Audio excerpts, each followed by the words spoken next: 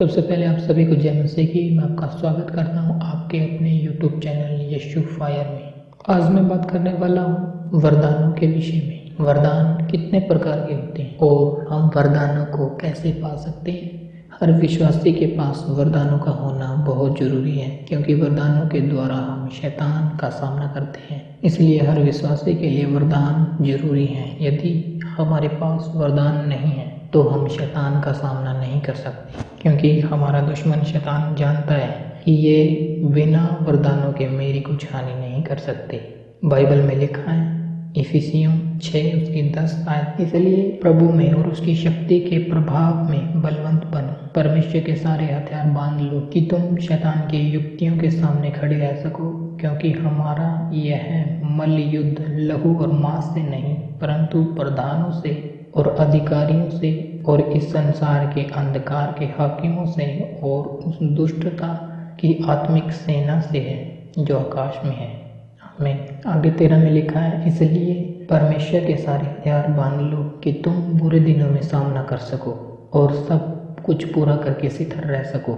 इसलिए सत्य से अपनी कमर कसकर और धार्मिकता की जिलम पहनकर और पाँव में मेल के सुसमाचार की तैयारी के जूते पहनकर और इन सब के साथ विश्वास की ढाल लेकर स्थिर रहो, जिससे तुम उस दुष्ट के सब जलते हुए तीरों को बुझा सको और उद्धार का टोप और आत्मा की तलवार जो परमेश्वर के वचन में है ले लो। आमीन। प्रभु का वचन कह रहा है कि उसकी शक्ति के प्रभाव यानी प्रभु की शक्ति का प्रभाव, पवित्र आत्मा के प्रभाव में हमें बलवंत बनना है, मजबूत बनना है, स्थिर बनना है। ऐसा बनना है कि शैतान हमें हिलाने की कोशिश करे तो हमें शैतान हिला ना सके, गिरा ना सके। ऐसे हथियार जो आत्मा के हथियार है, वरदान हमें अपने साथ बांध लेने हैं, जिससे हम शैतान का सामना कर सकें, शैतान की युक्तियों के सामने खड़े रह सकें, क्योंकि हम बिना वरदानों के शैतान का सामना नहीं कर सकते। बिना वरदानों के हम शैतान के साथ नहीं लड़ सकते। इसलिए प्रभु ने कहा तुम आत्मिक हथियार बांध लो, ले लो, मैं दूंगा, मांगो मुझसे। प्रभु कह रहे हैं, ना ही मल्ल युद्ध लहू से ना ही मांस से, पर जो आसमान में दुष्ट की आत्मिक सेना है यानी शैतान की आत्मिक सेना है, उस आकाश में उस आत्मिक सेना को खत्म करना, उस आत्मिक सेना से लड़ना। उस आत्मिक सेना को हराने के लिए हमें आत्मिक युद्ध लड़ना होगा आत्मा में रहकर, ताकि हम शैतान का सामना कर सकें, शैतान का नाश कर सकें। ऐसा ना हो कि शैतान हमारे ऊपर हमला करने के लिए आए और हम कुछ नहीं कर सकें। ऐसे बनो दानव वरदानों को पाकर कि शैतान आए, सामना करे और वो शैतान हमसे हारे। ऐसा करो। सारे हथियार, जितने भी हथियार हैं, वो सब हथियार बांध लेने हैं, पा लेने हैं वो सब वरदान, जिससे हम बुरे दिनों में शैतान को घात कर सकें, शैतान को मिटा सकें और सत्य से यानी प्रभु के वचनों को धारण करके, धार्मिकता के जिलम यानी वचनों को धारण करके हम सुसमाचार के हम वो पवित्र जूते पहनकर प्रचार करें प्रभु के आने का, प्रभु के वचनों का, और विश्वास के साथ मजबूती के साथ खड़े होकर उस दुष्ट शैतान के तीरों को बुझाएं जो वो हम पे चलाता है। और उस आत्मा की तलवार यानी पवित्र आत्मा की तलवार वो वचन है। आत्मा की तलवार वचन है। वचन को ले लो और शैतान का सामना करो। ऐसा प्रभु का वचन कहता है और प्रभु चाहता है। आगे हम पढ़ेंगे वरदानों के बारे में। 1 कुरिन्थियों उसकी 12 अध्याय 4 से 11 तक पढ़ेंगे। 4 में लिखा है, वरदान तो कई प्रकार के हैं परंतु आत्मा एक ही है, और सेवा भी कई प्रकार की है परंतु प्रभु एक ही है, और प्रभावशाली कार्य कई प्रकार के हैं परंतु परमेश्वर एक ही है, जो सब में हर प्रकार का प्रभाव उत्पन्न करता है, किंतु सबके लाभ पहुंचाने के लिए हर एक को आत्मा का प्रकाश दिया जाता है। क्योंकि एक को आत्मा के द्वारा बुद्धि की बातें दी जाती हैं और दूसरे को उसी आत्मा के द्वारा ज्ञान की बातें, और किसी को उसी आत्मा से विश्वास, और किसी को उसी एक आत्मा से चंगा करने का वरदान दिया जाता है। फिर किसी को सामर्थ्य के काम करने की शक्ति, और किसी को भविष्यवाणी की, और किसी को आत्माओं की परख, और किसी को अनेक प्रकार की भाषा, और किसी को भाषाओं का अर्थ बताना। परंतु ये सब प्रभावशाली कार्य वही एक आत्मा करवाता है, और जिसे जो चाहता है वह बांट देता है। आमीन। प्रभु का वचन कह रहा है कि आत्मा एक ही है, वो है पवित्र आत्मा। उसी पवित्र आत्मा के जरिए हमें सेवा करने का वरदान मिल जाता है उसी पवित्र आत्मा के जरिए। वही है पवित्र आत्मा जो सेवा करवाता है। सेवा करने का वरदान हमें मिलता है पवित्र आत्मा के जरिए, प्रभु के जरिए। और वही है जो प्रभावशाली काम करता है, बड़े बड़े आश्चर्य कर्म करता है। पर प्रभु एक है, सब प्रकार का प्रभाव उत्पन्न करता है प्रभु। पवित्र आत्मा लोगों को प्रभु ऐसे देता है, अपने दासों को पवित्र आत्मा ऐसे देता है प्रभु कि सबको लाभ पहुंच सके। और आत्मा का प्रकाश, पवित्र आत्मा का प्रकाश प्रभु सबको देता है ताकि कोई अंधकार में न चले। और उसी आत्मा के जरिए बुद्धि की बातें दी जाती हैं और उसी आत्मा के अनुसार ज्ञान की बातें, और किसी को उसी आत्मा के अनुसार विश्वास की ताकत दी जाती है। उसी आत्मा के अनुसार किसी को पवित्र आत्मा के द्वारा किसी को चंगा करने का वरदान दिया जाता है कि वो लोगों पर हाथ रख के प्रार्थना करे और वो चंगे हों। सामर्थ्य का वरदान दिया जाता है जिससे बड़े बड़े आश्चर्य कर्म करें, जिससे बड़े बड़े काम हो सकें, देखे अनदेखे काम हो सके। भविष्यवाणी का वरदान कि देश विदेश सब चीज़ों के लिए हम भविष्यवाणी हो, ऐसा वरदान प्रभु देता है। किसी को आत्माओं की परख मिलती है, आत्माओं को परखने की कि कौन सा आत्मा कब कैसे आया, हमारे साथ कौन है, प्रभु है, दूत है। इन सब चीज़ों को महसूस करने के लिए इस वरदान की जरूरत होती है। आत्माओं की परख हर इंसान के अंदर होनी जरूरी है। अगर ये परख आपके पास है तो आप कभी भी शैतान से हारोगे नहीं, जीतोगे हर बार। भाषा का, अनेक प्रकार की भाषाओं का, यानी ऐसी भाषा जो हम नहीं जानते, नहीं समझते, उस भाषा का वरदान प्रभु देता है। और वो गैर भाषा जिससे शैतान डरता है, कांपता है, ये गैर भाषा हर व्यक्ति, हर विश्वासी के पास होनी बहुत जरूरी है। क्योंकि इस गैर भाषा से हम शैतान को हरा सकते हैं, मार सकते हैं, निकाल सकते हैं। ऐसी गैर भाषा जिससे शैतान सुनता है और डरता और कांपता और भाग जाता है। और किसी को इस गैर भाषा का अर्थ बताने की, किसी को गैर भाषा का अर्थ बताने का वरदान दिया जाता है ताकि हम उस गैर भाषा को समझ सकें, जिसे हम अनुवाद का वरदान कहते हैं। वो भाषाओं का अर्थ बताने का वरदान होता है। और प्रभु ये सब काम, एक प्रभावशाली कार्य, जो सब काम एक ही आत्मा करवाता है, वो पवित्र आत्मा है, जिससे जो चाहता है वो दे देता है, बांट देता है प्रभु। और प्रभु फ्री देता है ये वरदान। इनकी कोई कीमत नहीं होती, इनके कोई पैसे नहीं लगते, लेकिन अपने अंदर, अपने जीवन में इन वरदानों की वैल्यू होनी बहुत ज़रूरी है, कीमत होनी बहुत ज़रूरी है। क्योंकि आज के समय में हम देखते हैं इन वरदानों की कोई वैल्यू नहीं मानता, लेकिन एक समय आएगा जब इन वरदानों की वैल्यू होगी, कीमत होगी, लोग इन वरदानों को पाने के लिए तरसेंगे।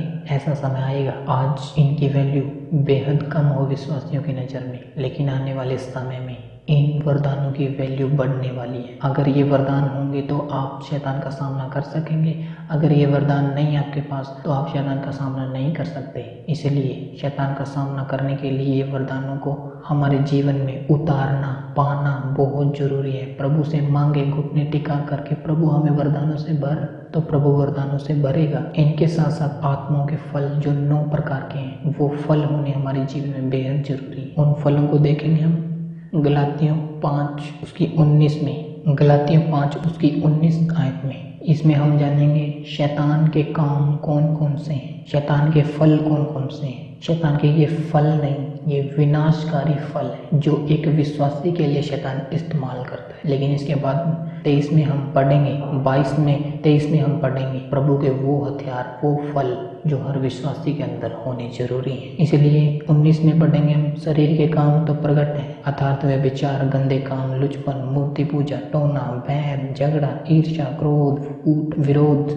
विधर्म, डाह, मतवालापन, लीला क्रीड़ा, इनके जैसे और काम हैं। इनके विषय में मैं तुमसे पहले कह देता हूँ, जैसा कि कह भी चुका हूँ, कि ऐसे ऐसे काम करने वाले परमेश्वर के राज्य के वारिस न होंगे। पर आत्मा का फल प्रेम, आनंद, शांति, धीरज, कृपा, भलाई, विश्वास, नम्रता और संयम है। ऐसे ऐसे कामों के विरोध में कोई भी व्यवस्था नहीं है। आमीन। प्रभु पहले ही बता रहा शरीर के काम क्या है। वे विचार, गंदे काम, लुचपन, मूर्ति पूजा, ईर्ष्या, क्रोध, ये सब है। और ये सब काम शैतान के है। शैतान चाहता है ये सब काम हम करें और प्रभु से दूर हो जाए। लेकिन इन कामों को छोड़ना है, त्यागना है, प्रभु के वरदानों को पाना है, प्रभु के फलों को पाना है जो आत्मा के हैं, उन फलों को पाना है। इसलिए प्रभु से हम प्रार्थना करके जब मांगेंगे तो प्रभु देगा ये सब वरदान। फ्री में देता प्रभु, पर ये संभाल के रखने होते हैं, पाप में नहीं गिरना होता। शैतान परीक्षाएं लेता है, शैतान डालता है झंझटों में और पाप में गिराने की पूरी कोशिश करता है। एक विश्वासी हो कि वो स्वर्ग राज्य का अधिकारी ना हो सके, वो नरक कुंड में डाला जाए। शैतान की यही इच्छा है। शैतान नाश करने के लिए इस धरती पर आया है, लेकिन प्रभु इस धरती पे आया है जीवन देने के लिए, और वो आज भी जीवन देता है। इसलिए ये सब जो शैतान के काम है नए करें, नए इन चीजों में फंसे, प्रभु से मांगे, प्रभु देगा। ये सब काम अगर आपके जीवन में हो रहे हैं तो आप प्रार्थना करें, ये सब काम दूर होंगे, और प्रभु से मांगे, आत्मा के फल प्रभु देगा। वो आत्मा के फल कौन कौन से हैं? पहला फल प्रेम है, दूसरा आनंद, तीसरा शांति, चौथा धीरज, पांचवा कृपा, छठवां भलाई, सातवां विश्वास, आठवां नम्रता, नौवां संयम। ये 9 वरदान है आत्मा के फल, प्रभु की आत्मा के फल, पवित्र आत्मा के फल जिन्हें कहते हैं। ये 9 वरदान है जिनका होना बहुत जरूरी है एक विश्वासी के जीवन में। प्रेम, यदि हमारे पास प्रेम आत्मा का फल होगा हमारे पास, तो हम सबसे प्रेम रखेंगे। आनंद, अगर हमारे पास आनंद का फल होगा तो हम आनंद में जिएंगे, दुखी नहीं होंगे। शांति, जो बेहद जरूरी है, अगर हमारे अंदर खुद के अंदर एक फल होगा शांति का, तो हम दूसरे व्यक्ति को शांति का संदेश सुना सकते हैं। अगर हमारे अंदर खुद में शांति नहीं है तो हम किसी दूसरे को संदेश नहीं सुना सकते। और आगे धीरज, धीरज रखना होता है, सब्र रखना होता है। प्रार्थना की है, प्रभु के सामने रखी प्रार्थना की तो सब्र रखो, धीरज रखो कि प्रभु उत्तर देगा, और वो उत्तर देता है, वो उत्तर देने वाला परमेश्वर। फिर आता है कृपा, अगर हमारे अंदर कृपा का फल होगा तो हम लोगों पर दया करेंगे, कृपा करेंगे। भलाई का फल अगर हमारे अंदर होगा तो हम लोगों के बीच में भलाई करेंगे, भले भले काम करेंगे। और विश्वास, अगर हमारे अंदर विश्वास है तो प्रभु को हम खुश कर सकते हैं, क्योंकि लिखा है बिना विश्वास के मुझे कोई प्रसन्न नहीं कर सकता। प्रभु को कोई बिना विश्वास के प्रसन्न नहीं करता।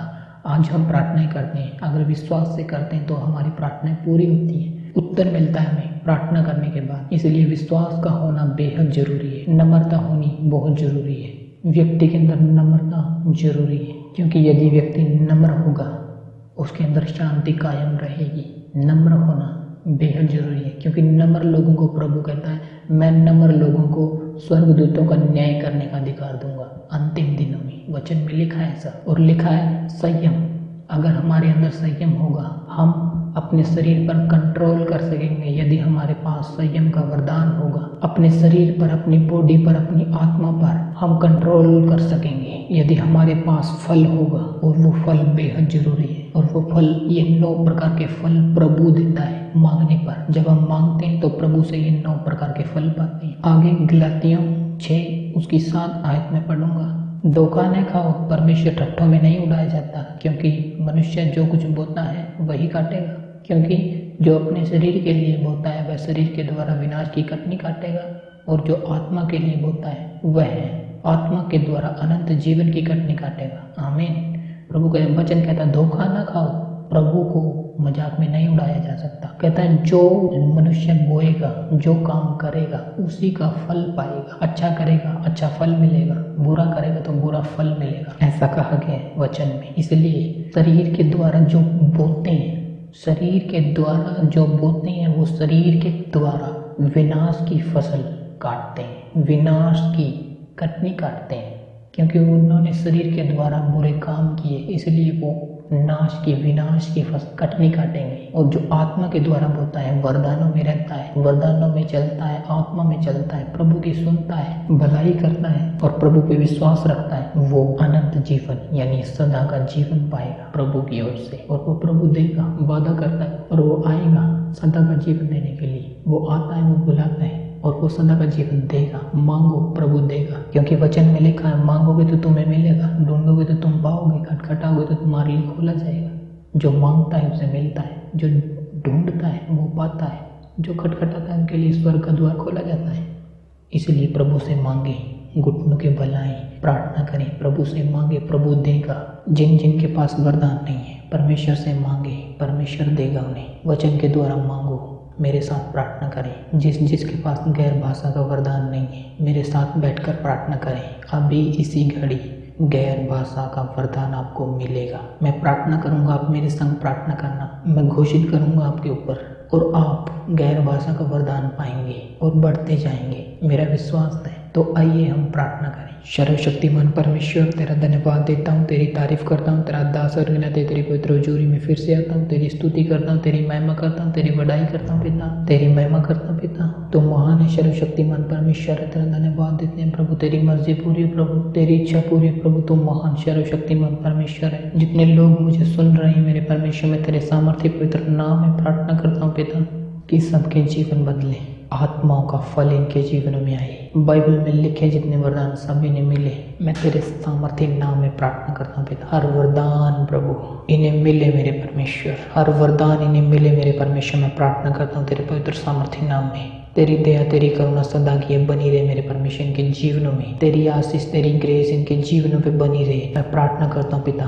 जितने लोग मुझे सुन पा रहे हैं, जितने विश्वासी लोग मुझे सुन पा रहे हैं, पवित्रताई में है, अच्छी चाल चल रहे हैं, तेरे सामर्थ्य नाम में मैं प्रार्थना करता हूँ पिता। एक एक पैर पिता, जिसके पास गैर भाषा का वरदान नहीं है, मैं प्रार्थना करता हूँ इसी घड़ी गैर भाषा का वरदान डिक्लेयर करता हूँ इनके जीवनों पर पिता। गैर भाषा का वरदान उतरे, स्वर्ग खोल मेरे परमेश्वर यहोवा, और वो वरदान प्रभु इनके जीवनों पे प्रभु आए, जल्द आए इनके जीवनों पे वरदान उतरे उतरे उतरे उतरे। यीशु मसीह के नाम में मैं मसा करता हूँ एक एक को, जितने मुझे सुन रहे हैं, आत्मा का वरदान, पवित्र आत्मा का वरदान आए आपके जीवनों पे उतरे। आप मांगे कि प्रभु हमें गैर भाषा का वरदान दे, मांगे घुटने टेक कर, प्रभु अभी आपको गैर भाषा का वरदान देगा। विश्वास के साथ मांगे और आपके ऊपर गैर भाषा का वरदान उतरेगा, आपके ऊपर गैर भाषा उतरेगी, गैर भाषा का वरदान स्वर्ग से उतरे इनके जीवनों पे। यीशु मसीह के नाम में मेरे यहोवा परमेश्वर मैं मांगता हूँ, इनके लिए वरदान को मांगता हूँ पिता। अंतिम समय तेरा वचन कहता है, मैं अंत के दिनों में अपना आत्मा सब मनुष्यों पर उड़ेलूंगा मेरे परमेश्वर। आज वो समय पिता परमेश्वर, इन सब पर पिता जितने मुझे सुन रहे हैं पिता, तेरा गैर भाषा का वरदान उतर आए स्वर्ग से, इसी घड़ी उतर आए उतर आए उतर आए। यीशु मसीह के नाम में मैं मेरे परमेश्वर डिक्लेयर करता हूँ, इनके जीवनों पे घोषित करता हूँ पिता। मैं इन पर हाथ रखता हूँ आत्मा में मेरे परमेश्वर, गैर भाषा का वरदान इनके जीवनों में उतर आए इसी घड़ी right now in the name of Jesus. Yeshu Masih के नाम में उतर आए गैर भाषा का वरदान, गैर भाषा के वरदान से भर जाओ। मैं परमेश्वर का दास होने के नाते मैं तुम्हें हील करता हूँ, मैं तुम्हें भरता हूँ आत्मा से, मसे से। वो मसा जो मेरी लाइफ पे, मेरे जीवन में है, मुझ पे है, वो मसा मैं सेम मसा तुम्हारे ऊपर छोड़ता हूँ यीशु मसीह के नाम में। गैर भाषा से भर जाओ यीशु मसीह के नाम में, गैर भाषा से भर जाओ यीशु मसीह के नाम में, गैर भाषा से भर जाओ यीशु मसीह के नाम में, गैर भाषा से भर जाओ यीशु मसीह के नाम में। मैं देख रहा हूँ आत्मा में आप गैर भाषा बोल रहे हैं, गैर भाषा से भर रहे हैं यीशु मसीह के नाम में। मैं देख रहा हूँ आप आत्मा में भर रहे हैं, आप आत्मा में भर रहे हैं, गैर भाषा में भर रहे हैं यीशु मसीह के नाम में। मैं देख